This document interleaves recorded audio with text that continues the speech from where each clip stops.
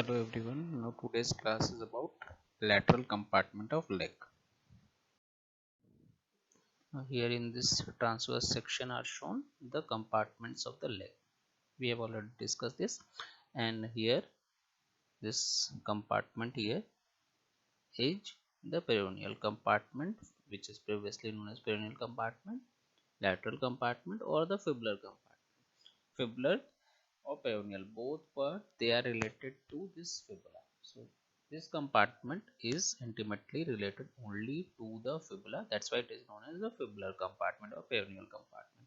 So it is bounded anteriorly by the anterior intermuscular septum, posteriorly by the posterior intermuscular septum, medially by the lateral surface of this fibula, and laterally by this deep fascia, crural fascia. So this is the lateral compartment, the smallest compartment of the leg. Harbors these two muscles proximally, and bulkier one is this fibularis longus or peroneus longus, and distally and less than bulkier or slender than that is the fibularis brevis. So these are the two muscles, and both of them they traverse just behind this lateral malleolus. So this is the compartment. Now this lateral or this tubular compartment, it contains two muscles, mainly the bulkier one, which is the peroneus longus, and underneath that is the peroneus brevis. Both of them they are supplied by the branches from this anterior tibial artery, which divides into the superior and inferior branches to supply this compartment. And in the lower portion it is reinforced by this fibular artery, which is a branch of posterior tibial artery. Now the nerve supply of this compartment is this superficial peroneal nerve or the superficial fibular nerve, which is a branch of common fibular nerve, and the muscles of this compartment, especially the fibularis longus, it plays an important role in holding the lateral longitudinal arch. We will discuss that. And also it plays a role in maintaining the transverse arch of the foot as a tie. So these portions they will be discussed in the arches of the foot, and both of these muscles they are the everter of the foot, and they are the plantar flexure of the ankle. And this action, this is specially evident in case of when one leans towards the lateral side on one leg, and leans laterally, then they are in action on the opposite portion, on the opposite foot. When you suppose you lean on the right side, then your this border of the left side, it is tilted, so or it is everted rather. On the right side the foot is inverted, on the left side the foot is everted. So that causes the action of these muscles on the opposite. So these are both are the everter as well as the plantar flexure at the ankle. Now we will start with this first muscle, which is the bulkier one or the proximal one also, which is the peroneus longus. And peroneus longus, it originates from this head and the upper two-thirds of the lateral shaft of the fibula. Now this origin from this head and the shaft, especially upper portion, the proximal portion, there is a gap between these two, and from this gap this common peroneal nerve passes from the origin. Now this muscle, the fleshy belly, it soon transform into this tendon.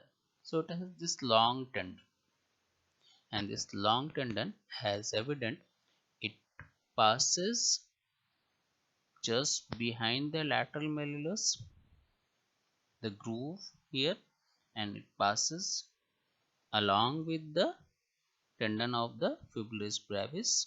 So it passes behind the lateral malleolus in this groove, then it passes lateral to the calcaneus and the cuboid, then it turns beneath the cuboid and goes towards the sole, and in the sole it crosses the sole obliquely,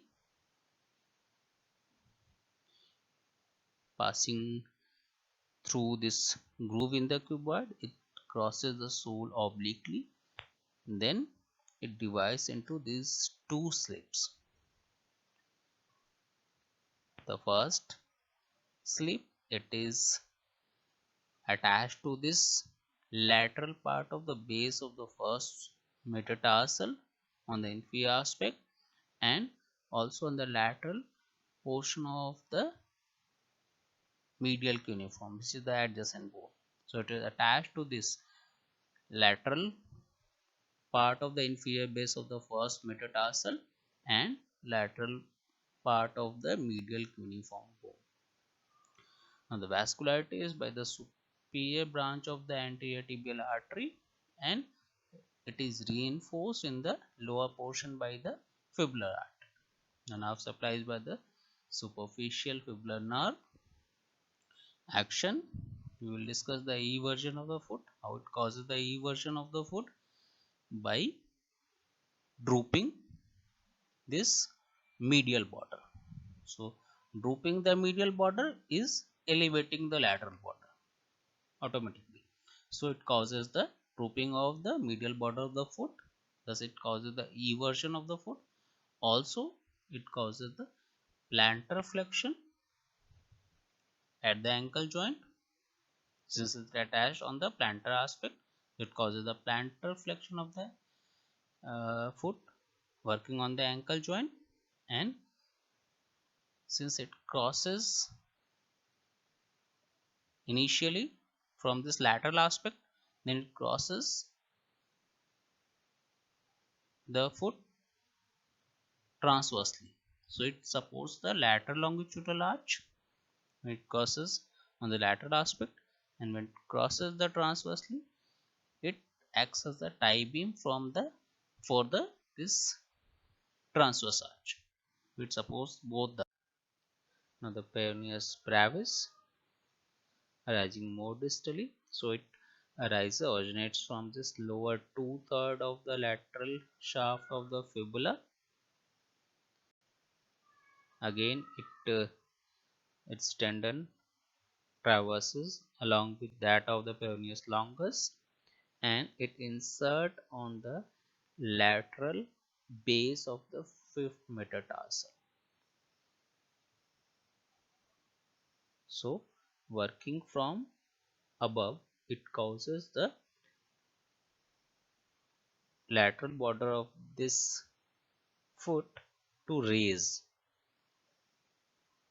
The peroneus longus, it causes the drooping of the medial border, and this peroneus brevis, it causes the it raises this lateral border upwards. So in both the cases there is a eversion of the foot. Vascularity is again by the superior branch of the anterior tibial artery, reinforced by the fibular artery in the lower portion, and now supplies by the superficial fibular nerve.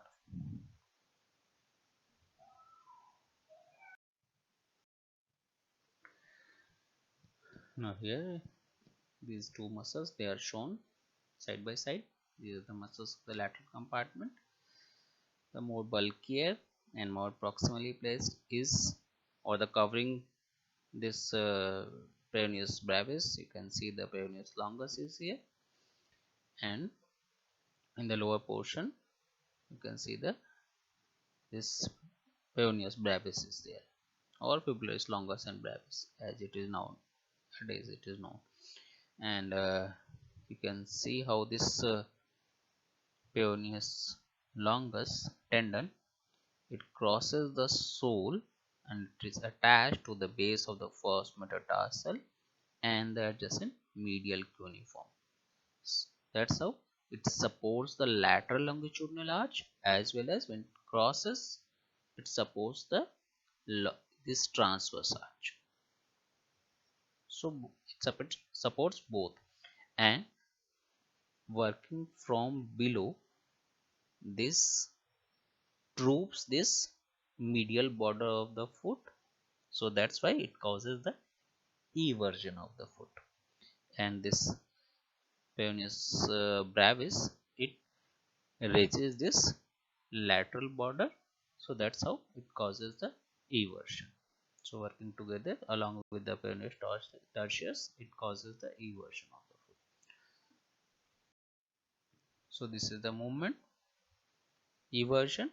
Here the lateral border is raised and medial border is drooped, so that's how the eversion occurs. And the opposite movement, where the medial border is raised and the lateral border is drooping, this is known as the inversion.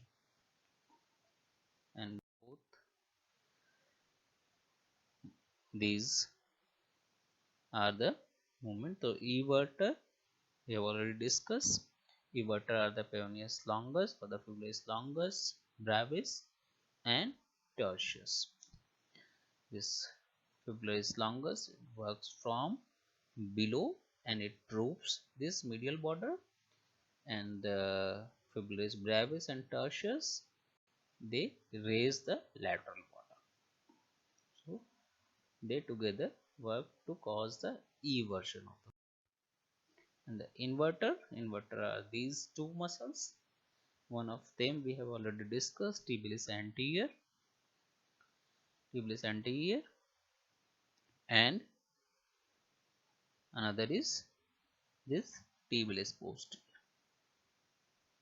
So tibialis posterior, it works from below, exactly like that of it is the antagonist of this fibularis brevis and tertius. So this droops the lateral border, and this tibialis anterior, it raises the medial border. So together they causes the inversion of the foot. And these inversion and eversion movement, they occurs at this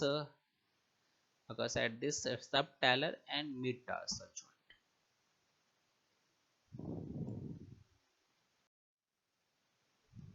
Now there are two consolidation of the deep fascia here, which are known as the fibular retinaculum.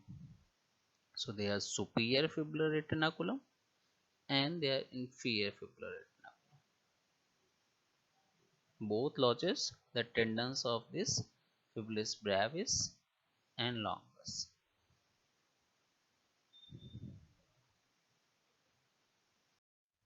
In the superior fibular retinaculum, it extends from the back of the lateral malleolus to the lateral surface of the calcaneus, and obviously it lodges these tendons of the two, which are wrapped in the this synovial membrane.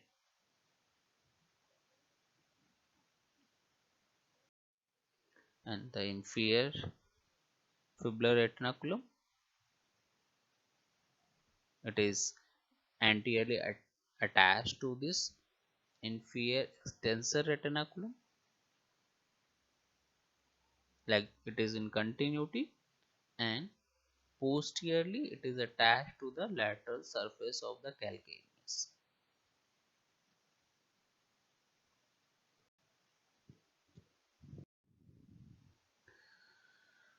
Now the vascularity, the fibular artery, as we know, it is a branch of the posterior tibial artery. We will discuss that in the posterior compartment. So this is the fibular artery, and branches off just below the knee, and it gives off these muscular branches. It supplies this posterior muscle of the posterior compartment, as well as it supplies the muscles of the fibular compartment also. So they are muscular branches. Then there is a nutrient artery to the fibula, then communicating branch to the posterior tibial artery in the lower portion. Then there is a perforating branch which is which passes through this lower portion of the gap in the interosseous membrane, and it supplies the muscles of the anterior compartment also. And there is a calcaneal branch to the lateral part of the calcaneus, this lateral calcaneal branch.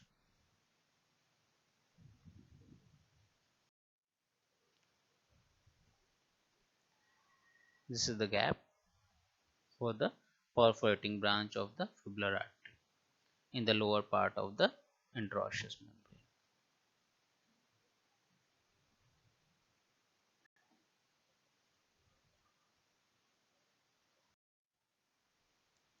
Now the nerve supply of this compartment is the superficial peroneal nerve, and it is a branch of the common fibular nerve. Now this common fibular nerve we have already discussed in the popliteal fossa. So it is a smaller terminal branch of the sciatic nerve. In fact, caliber wise, this nerve is half of the thickness of the tibial nerve. So it is a smaller terminal branch, and it is made up of this dorsal branches of the L4, L5, S1 and S2, and this nerve, it descends obliquely along the lateral side of the popliteal fossa towards the fibular head. This is the oblique course, and as it descends, it lies between this fibula biceps femoris tendon and the lateral head of the gastrocnemius. So we have already discussed that in the popliteal fossa, how it lies against this tendon of the biceps femoris, and as it descends, it lies against the lateral head of the gastrocnemius. Then it passes into the anterolateral compartment of the leg. So here it lies in this lateral compartment first, then pierces this anterior intermuscular septa, which is the septa lying between this anterior compartment and the lateral compartment. So it pierces that, and then it goes into the anterior compartment.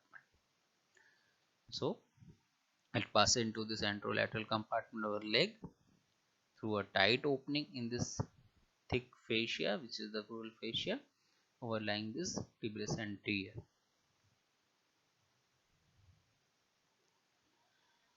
And here it divides into its branches. In the lateral compartment, it gives the superficial fibular nerve, and it is traversed towards this anterior compartment, piercing this anterior intermuscular septa. It gives this deep fibular nerve. So it curves lateral to the fibular neck, deep to the fibularis longus, into the substance of the fibularis longus, and here it divides into its superficial and deep branches. Superficial to the lateral compartment and deep to the anterior compartment.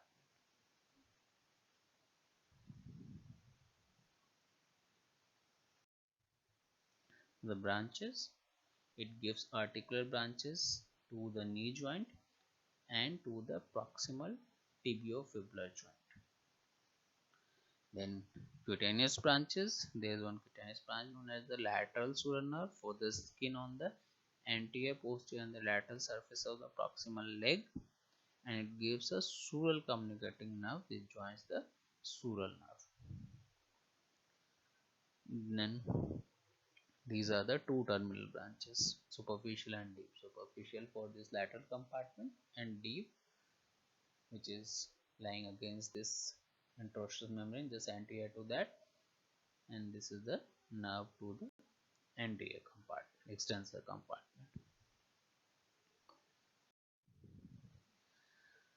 Now as this nerve, it as it passes through this in relation to the fibula, it is related to the neck of the fibula. And here it can be even palpated when it is thickened. It can be palpated, as in case of some disease involving that, like leprosy. It can be palpated and can be pressed against the neck of the fibula, since it is very superficial here. So in that portion, it may get damaged when there is a fracture of this neck of the fibula. So in case of the fracture of the neck of the fibula, this nerve is damaged, this nerve is involved, and because of the injury to the common fibular nerve, as it passes, after that it supplies this superficial and deep branches, and especially the defibular nerve. It is a nerve supplied to the extensor compartment of the leg. So when that nerve is damaged, there is no extension of the foot, and that causes this drooping of the foot. So that is known as the foot drop. So foot drop is because of the involvement of this common fibular nerve when it is damaged at this juncture, at the level of this, when it crosses through the neck of the fibula.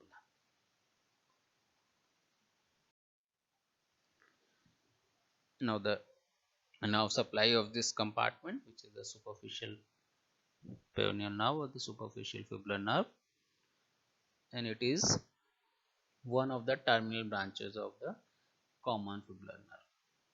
As this nerve passes through the substance of the peroneus longus, as we have already discussed, it divides into the superficial and deep branches, and the superficial one is the nerve of this fibular compartment or the lateral compartment. So it arises in the substance of the peroneus longus, just lateral to the neck of the fibula. Then it descends between the fibularis longus and brevis muscle, and in the lower part of the leg. In the lower part of the leg, this becomes cutaneous. So this muscle here is supplied by this nerve, or this nerve it supplies the muscles first, then it becomes cutaneous later on. So it is similar to the musculocutaneous nerve of the arm, where the anterior compartment of the arm, it is the muscles of the anterior compartment of the arm, they are supplied by the musculocutaneous nerve, and later on this nerve becomes lateral cutaneous nerve of the forearm. So similar to that, this nerve is initially supplying the muscles, later on it becomes cutaneous. So it is the musculocutaneous nerve of the leg, also known as. Now the branches are these muscular branches, which supplies the muscles of the lateral compartment of the leg. So it gives supply to this fibularis longus and brevis, and thereafter it becomes cutaneous. And the cutaneous branches, they are this medial and lateral branches. These are the medial branches and the lateral branches to the skin on the lower part of the leg and the dorsum of the foot. So this lower part of the front of the leg and this dorsum of the foot, they are supplied by this superficial peroneal nerve, and the branches to the dorsal surface, the skin of all the toes except this first cleft, this portion. So except this portion, the sides of the first and the second toes and the lateral side of the little toe.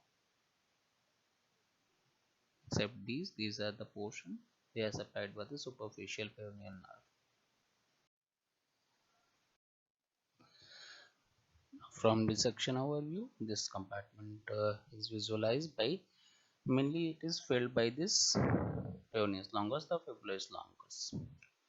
Only distally the fibularis brevis is apparent, and fibularis longus it has this long tendon which is joined in this inferior portion by the fibularis brevis, and both of them they passes through this groove just behind the lateral malleolus.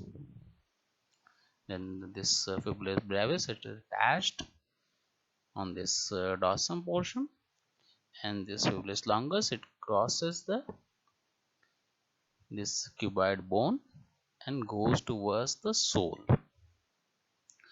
Now when the portion of this substance of the fibularis longus is cut through this window dissection, we can visualize this common peroneal nerve, and common peroneal nerve is dividing into its two terminal branches, superficial branch going to this lateral compartment and the deep branch which is piercing the anterior intermuscular septa and going towards the anterior compartment. And here the common peroneal nerve is in relation with this neck of the fibula, and it is quite superficial here, this lateral compartment. Thank you.